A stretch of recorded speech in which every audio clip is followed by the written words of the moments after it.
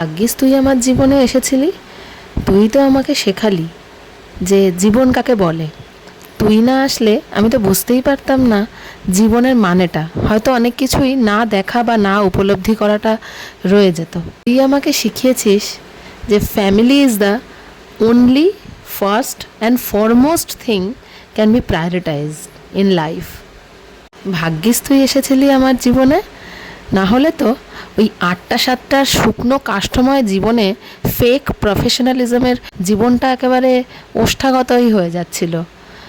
থাক না পয়সা, সে তো দুদিন পরে পাওয়াই যাবে না, কিন্তু তোর এই ধীরে ধীরে বেড়ে ওঠাটা, প্রথম জল খাবো, প্রথম স্ক্রিবলিং, প্রথম পেন্সিল গ্রিপিং, প্রথম ড্রয়িং, প্রথম রং করা, আর প্রথমগুলো শেখা, প্রথম আধোভাবে কথা বলা, প্রথম ২-৩টে শব্দ জুড়ে একটা বাক্য তৈরি করা, এগুলো তো আমি জানতেই পারতাম না। স্টেপ বাই স্টেপ এইগুলোর সাক্ষী হতে পারলাম। সত্যি নিজেকে ধন্য মনে করছি। আর ভাগ্যিস তুই ছিলি, না হলে তো ওই সুন্দর সকালবেলায়, মানে হালকা শীতের আবহাওয়া যখন থাকে, হালকা কুয়াশা মাখা একটা ভোর দেখার কোনো দিন সুযোগই হয়নি বিগত ১২ বছরে। হয়তো পয়সার পেছনে বা কেরিয়ারের পেছনে বা আর কিছু জীবনে নেই বলে এটার পিছনে ছুটতে ছুটতে জীবনে অনেক কিছু দেখা হয়নি। যেমন সকালবেলা ২-৪টে চড়ুই পাখি যখন আমার গ্রিলে এসে বসে, তাদের কিচিরমিচির ডাক শোনার কোনো দিন সময় হয়নি।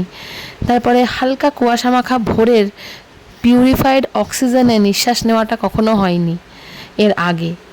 তারপর যখন সন্ধে ঘনিয়ে আসে, আকাশটা যখন গোধূলি লগ্নের মতো হালকা সিঁদুরে লাল হয়ে যায়, ওই লাল আর হলুদ মাখা রঙটা কখনো দেখার সময়ই হয়ে ওঠেনি।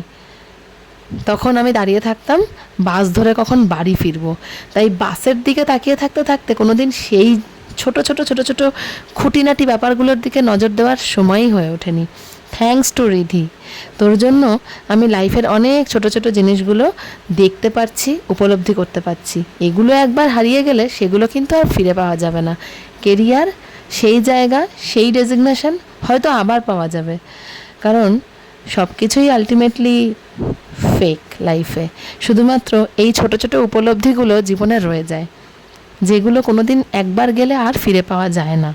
তোর এই ছোট ছোট বেড়ে ওঠা, এগুলো ১০ ঘন্টার কেয়ার গিভাররা যদি উপলব্ধি করতো, তাহলে মা হয়ে আমি আর কি করলাম? This is one time affair, না? তো এইগুলো উপলব্ধি করতে পেরে আমি really grateful to you Riddhi. You have given me another new life, new motherhood rather. মাতৃত্ব হয়তো অনেকেই ফেস করে, কিন্তু অনেকেই হয়তো কেরিয়ারটা স্যাক্রিফাইস করে। তারাও হয়তো ঠিক এগুলোই উইটনেস করে যেগুলো আমি এখন উইটনেস করছি। সকালবেলা তাড়াহুড়ো করে নাকে মুখে দুটো খাবার গুজে তোকে কেয়ার গিভারের কাছে রেখে দিয়ে কাজে দৌড়ানোর মনের কষ্টটা ফেক এনভায়রনমেন্টের সঙ্গে মানিয়ে নিতে নিতে জীবনটা কোথাও যেন একটা এন্ডলেস একটা হরাইজনের মধ্যে ঢুকে যাচ্ছিল। সেটা না আছে কোনো মানে, না আছে কোনো দিক। তো now I found my Horizon, now I have found my ultimate level of satisfaction, and this credit all goes to my Ridhi. Thanks to you, thanks to my daughter Ridhi. You have changed me a lot. You can't imagine how far you have changed me. আমি এখন মন খুলে হাসতে পারি, আমি এখন সত্যিকারের হাসিটা হাসতে পারি। আমাকে এখন কাষ্ঠময় হাসি হাসতে হয় না, আর রামগরুরের ছানার মতো সারাদিন রোবোটিক লাইফও লিড করতে হয় না। আমি এখন মন খুলে হাসতে পারি। আমি এখন ইনোসেন্ট পিপলের সঙ্গে থেকে সত্যিকারের ইনোসেন্সিটা বুঝতে পারি, যাদের সঙ্গে হাসতে গেলে আমার কোনো কোটিং দরকার হয় না। তাই thanks to Riddhi once again, and I will be grateful to you throughout my life long.